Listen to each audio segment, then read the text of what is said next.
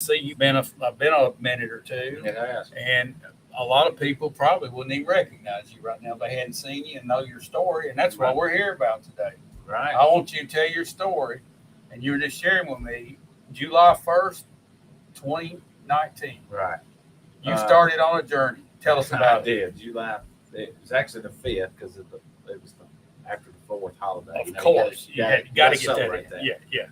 But I weighed in at 305 pounds, and we had done the Husky show, which had nothing to do with it. That was still great. You need to look back at that show on here. I'm sure it's on Shelbyville Now's website somewhere. But anyway, just figured, man, I'm getting to be in my 40s, 300 something pounds. Diabetes runs in my family. Let's do something. Right. So I went on. I'll tell you, David, I do not know. I've never read a book on keto. I've never done anything. I didn't study keto. All I did was, I'm not going to eat sugar, pasta, potatoes, anything with carbs in it. And so just protein and vegetables. Yeah. And so, man, it fell off. Now, I hit it hard. I did. Matter of fact, I hit it too hard. All right. For those that don't know what keto is, I know Okay. you've studied now. Yeah. Explain that to everybody what keto is. Everybody's heard of it. Let me give you the redneck definition. All right. Redneck definition. Because I do not know the scientific terminology. Got you. Well, hey, I think that'll ring true. So, if you're eating bread, sugar, and potatoes, then your body is getting enough carbs out of that to burn energy and to store it. Right. So it's burning some carbs, it's storing the others. When you get your body in ketosis, where you're not eating those carbs, you don't have enough carb energy to run your body, so your body has to go find stored fat to burn it. Now that's a redneck definition. Well, basically, I tell it, it's your body eating itself. That's exactly right. And I'll tell you, when you first do this, it melts off. I mean, it came off quickly. I showed you that I kept up my weight every week for 4 years. And, man, I would say within 3 or 4 months, I was already down 40 pounds. Yeah. Now, I'm going to say this. I don't recommend it, but I do. But I do. I mean, I'm from 305 to 210. And I don't weigh 210 now. I've settled in. And I like to stay around 220 myself. My wife said I look sick at 210. What are you, 6'1"? Well, I used to be. Now I'm about 6 foot. Okay. Yeah, Okay, used to have some good height about me. I think settle in at 210, 220 is where I need to be. That kind of fits me. You have that ideal weight there. And that's when the 36 waist feels good, and that kind of thing. So I'm not hitting it hard as I used to, but I'm constantly on it. Right. Because I want to say the reason I don't recommend it, unless I do recommend it, but I want you to know this. You have to be a person that can eat the same things over and over and over again. My wife don't like it, can't do it. And I know a lot of people that can't. And here's the danger of it.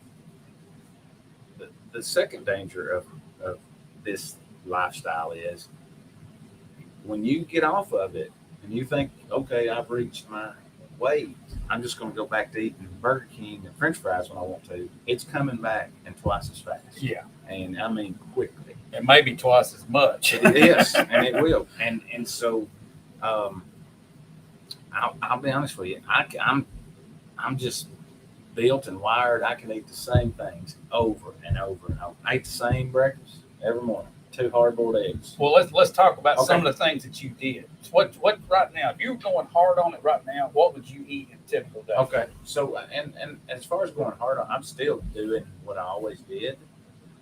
But I was walking 2 to 3 miles a day on top of it early on.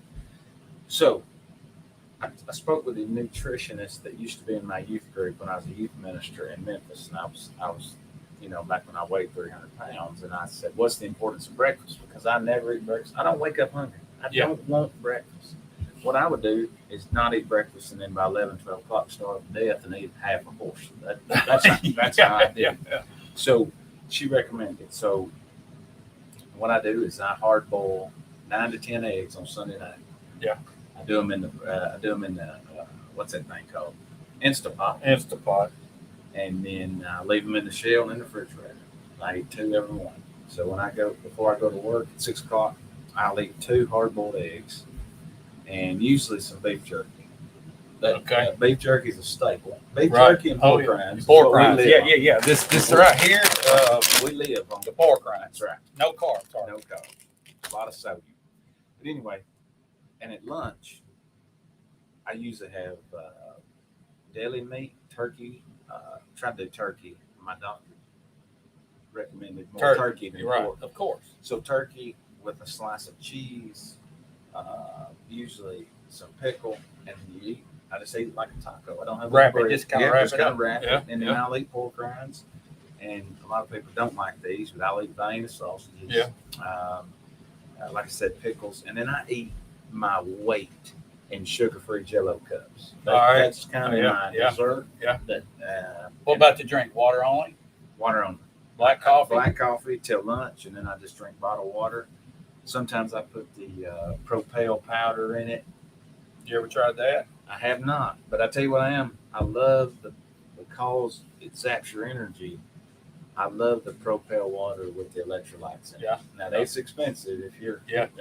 It's. What do you get? The little packs? I get packs, but I also I keep some at home, just the bottle, and I eat with meals, drink with meals. I love the grape kind, but it's more expensive than regular bottled water. But at one time I was down 90 pounds. Now I'm somewhere 75-ish, and I can maintain that. But you called me one day and you said, "Well, how do you maintain once you get down?" I don't know. Right. I don't know. I stay on it. Yeah. I stay on it 90% of the year, and I do. Yeah.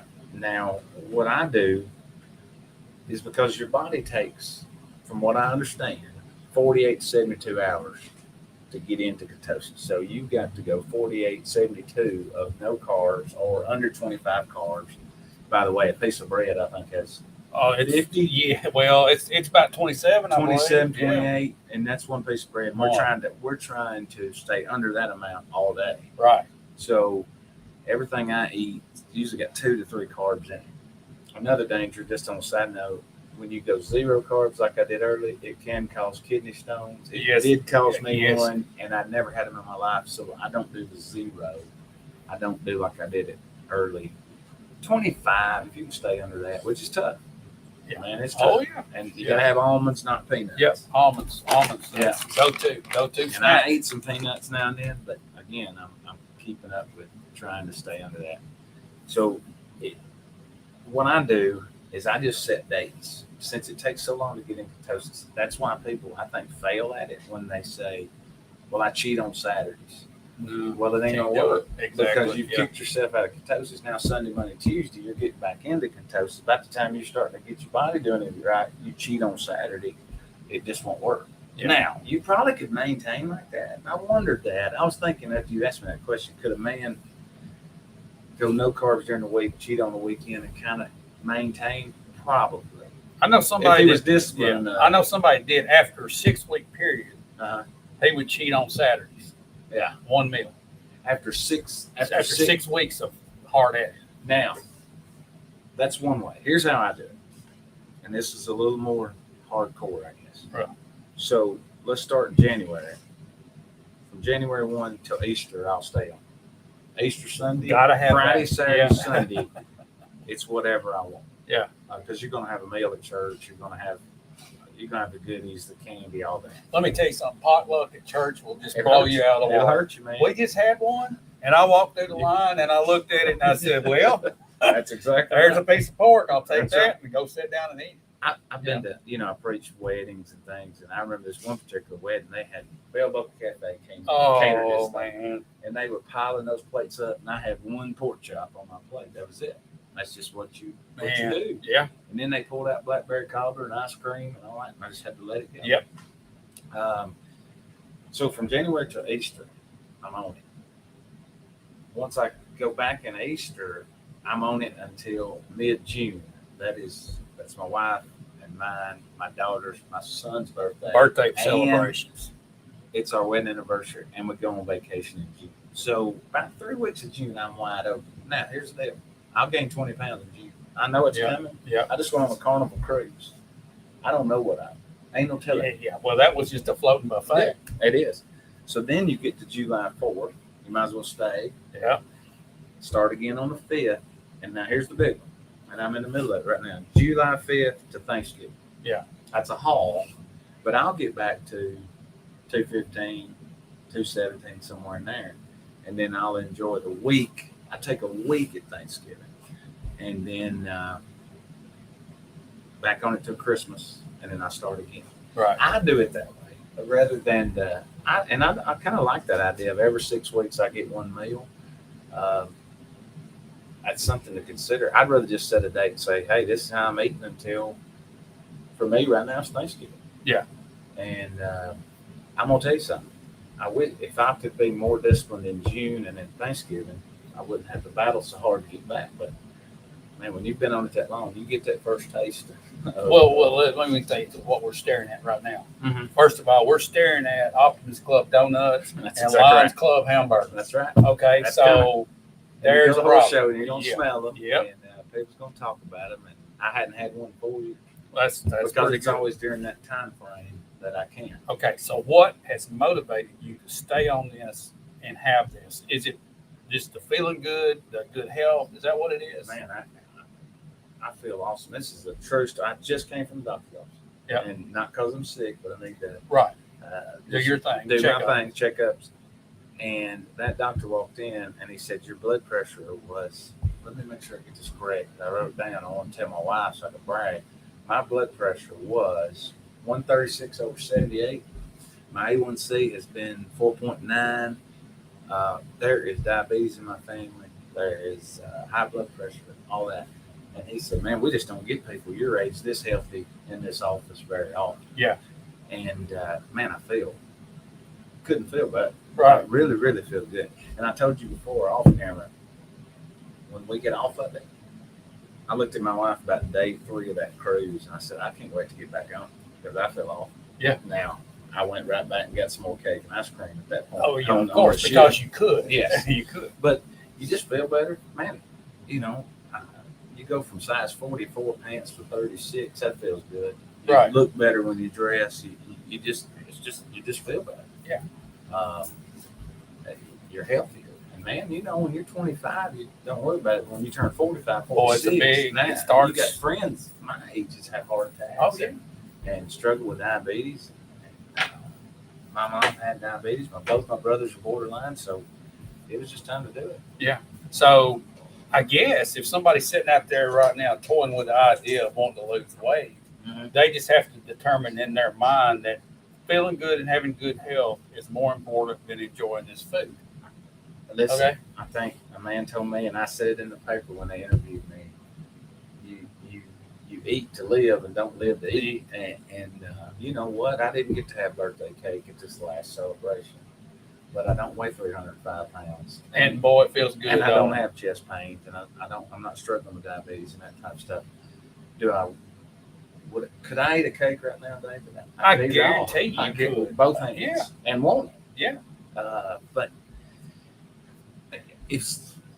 I'm gonna tell you, the idea I'm gonna get on keto and I'm gonna look at all these recipes and I'm gonna do it this way and this.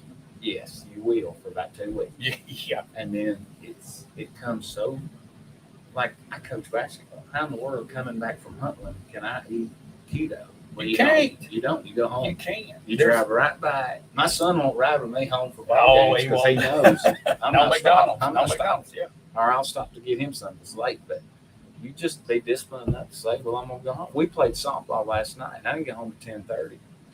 I went right in there. Will, my son, started Sonic. I never stopped, never checked up. And I went and I got belly ham and cheese when I got home. And that was my supper, you know. So you're going to have this idea, I'm going to do these, man. I'm going to, all that time prep. And that's tough. It's tough. You better just be able to do same things over. Have you ever just said, okay, my only option is some kind of drive-through, and I've got to have something? Have you ever just gone out, bought a hamburger, thrown the buns in the bag, just ate the meat? I think twice in the 4 years, and both times when Lacey, my oldest daughter, was playing in college, playing basketball for UT Southern, Martin Methodist, then you just get caught out somewhere. You're starving to death. And what we would do is I would go to Arby's, get a roast beef sandwich, and just open it up and eat the roast beef. Yeah. And you just don't order the curly fries, Yeah, the fries are out. They're out. I try not to get caught out there like that. But yeah, it happens. And a lot of these places, like if you go being a pastor and you're in a hospital at lunchtime or someplace like that, you can go down and most of these people know what it is now. Yeah. And you can ask them, can you make me a sandwich with lettuce as the bread and stuff? And they know exactly what you're doing and they'll do it for you. But it's like you said, and we was talking about, we wish there was a keto restaurant, but there's not. There is. And our keto grocery store. And that's another thing. Keto's expensive. Yeah, it is. It costs you at the grocery store a lot more to eat. And that's crazy that eating healthy costs more than. Well, that's the plan. Yes. So it's more expensive, but is it worth it to you? And I say yes. I agree with you. Let me ask you this. All When right. you first started this, and back probably 6, 7, 8 years ago, when I first started hearing about it and started seeing people do it, there's a lot of doctors that came in and said, oh, you can't do that. That's bad for your heart. Your cholesterol's going to go through the roof. Mm-hmm. You can't eat just meat and fat and butter and Yeah. all this stuff. And did you hear all that? I heard it all. Matter of fact, I won't call my doctor's name out because I'm not sure they'd want me to. But they talked to me about how I was losing this weight, and I told them how. Yeah. And the truth is, omelets are like supper 3 nights a week. Yeah. And at one time, and this is gonna sound crazy, but at one time I would eat 25, 30 eggs a week. Yeah. Because I'm eating 10 every 2 every morning. And then omelets, 3-egg omelets. Now, Dan, Yeah. if you go by the old science, you'd already be dead with a heart attack right now. And look at you. This doctor said, I want to do your blood work. Did not charge me. They want to do my blood work because she wanted to ask patients that was asking her about it. Right. So they checked my cholesterol, and it was a tick high, not high enough to be in trouble, high enough to say take fish oil, you'll be fine. And that's 30 eggs a week. Wow.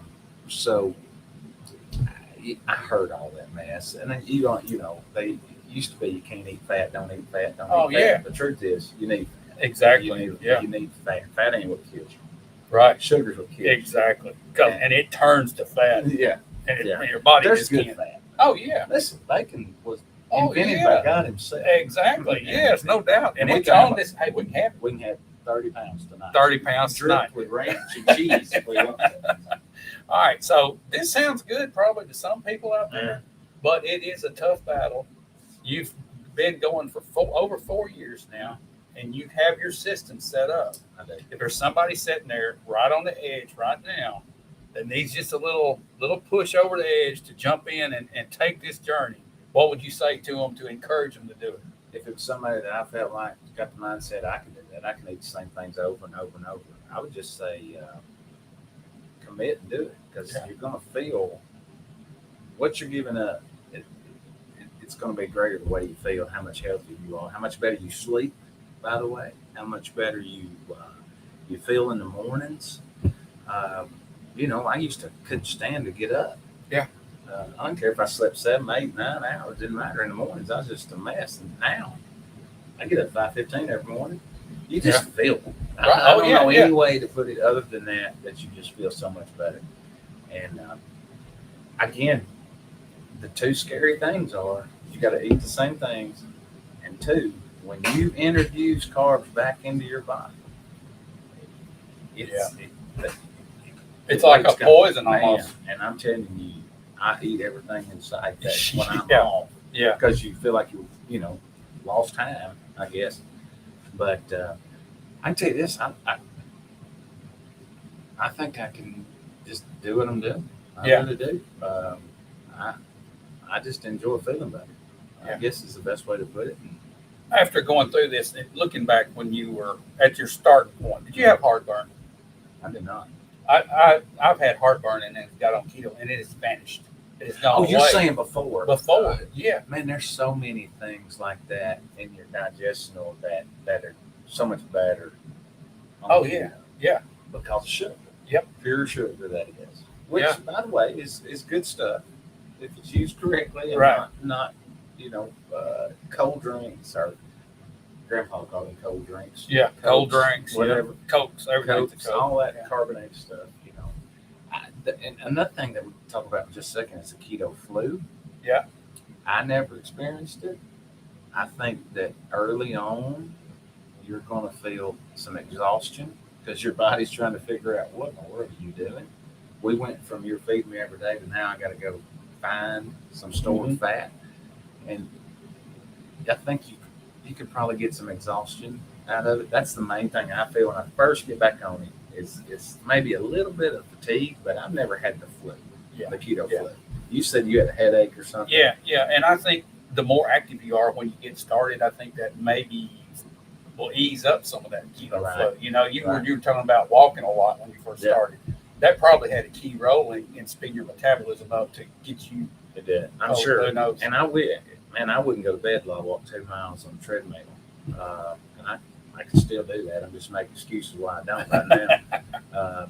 Summertime, it's harder to do. Basketball season, I used to do it after games and that type of stuff. And I lose weight more in the winter than the summer because basketball's so active. Gym, games, let's go. You know, I'm a head coach of middle school, assistant coach high school, so we're going in practice every day somewhere. Well, one added benefit I want to throw in, and I want to ask you if you agree with this. You're in a better mood, and you get along with people better. Would you say that? I would say for the most part that's probably true. Now, some of the drivers that I'm in charge of have disagreed. They disagreed. They said that I'm not as friendly. And, really? And Jeff and my buddies, Jeff, that we got to come back and do another show or two. Husky Part 2 show. They say all the time that Fat Dan was a lot more fun. Oh, really? Yes, but because Fat Dan turns them down on, hey, let's go out here to eat, or let's go over here to this ball game or something like that. And I'm going to stick around here. And I don't know if that's fat or thin. That's just getting older, and I like to be home. That might be it. Yeah. Well, Dan, your story is inspirational. It was 4 years ago, and it still is today. The fact that you figured it out, right, and you've kept this process going, it has turned into a way of life for you. Right. And I hope if there's somebody sitting out there that just feels terrible, they need to lose weight, they need to get in shape, that they would look at your story and get an edge and be pushed over that edge to step forward and do it. Yeah, and find somebody to help you. I'm so accountable at this point. Times Gazette back then ran that big story, and everybody saw that. So I thought, man, if I ever put this back on, oh yeah, and now we do this, so right, we're gonna have this and say, but find somebody. I got friends, one on the school board, good friend of mine that we talk about it when we're on it together, right, and we hold each other. Now, when I mean that. We make fun of each other when the one up. messes Get you another piece of cake, bud. Yeah. So you're motivated not to go down that path. Yes, absolutely. And it's done well for him as well. But do I highly recommend it? Yes. Do I want you to know exactly what you're getting into? Yes. Because if you think I'm going to do it for 6 months and get off, in a year from now, you'll weigh more than you did when you started. Yeah. If you think I'm going to go 6 months and then I'm going to go back to eating, you'll weigh more. Yeah. You'll lose a lot of weight. Yeah. But you'll weigh more in 6 months. Yeah. When you can gain 20 pounds in a month, when you introduce them back, you see the danger of it. Right. And so I think scientifically, I don't know, that maybe possibly when you got to where you could introduce carbs back in your system and slowly, gradually I don't know. I just know the way I do it seems to work. And that's what I'm going to do. Yeah. Well, keep on keeping on, Dan. And right. I appreciate you sitting down here and sharing this story. And I know folks out there appreciate it too, because there's probably somebody that's going to see this that's going to say, okay, I'm going to do it. Yeah. And it'll change their lives. By the way, you can reach out to David or email me any kind of. I have people all the time text me and go, okay, so what do you do? And I text them. They usually don't like to answer. Yeah. But any diet you get on takes discipline, and it's a change of lifestyle completely. That's right. If it's a low fat or if it's a balanced, I mean, all of it takes discipline, and you can't stop. You have to turn into a way of life. Yeah. I mean, how many times have you or I or anybody lost 25 pounds and went back to that and then we gained 40? I probably lost 1,000 pounds in my life, So, and it's still here. you just have to commit that this is going to be a lifestyle, and I'm just not going to do it. Yeah. And pasta, potatoes, sugar, Yep, gone. You just don't. Not in the and bread. vocabulary. Yeah, And bread. bread. It's gone. All right, Dan. All right. Well, thanks again for sitting down. And guys, we'll be back again real soon. Hopefully, we'll get the Husky gang back That's right. and try That's to do that. But I know that there's something that you probably want to say to wrap this thing up. Oh, every time. Every time. Every time. Go Vikings.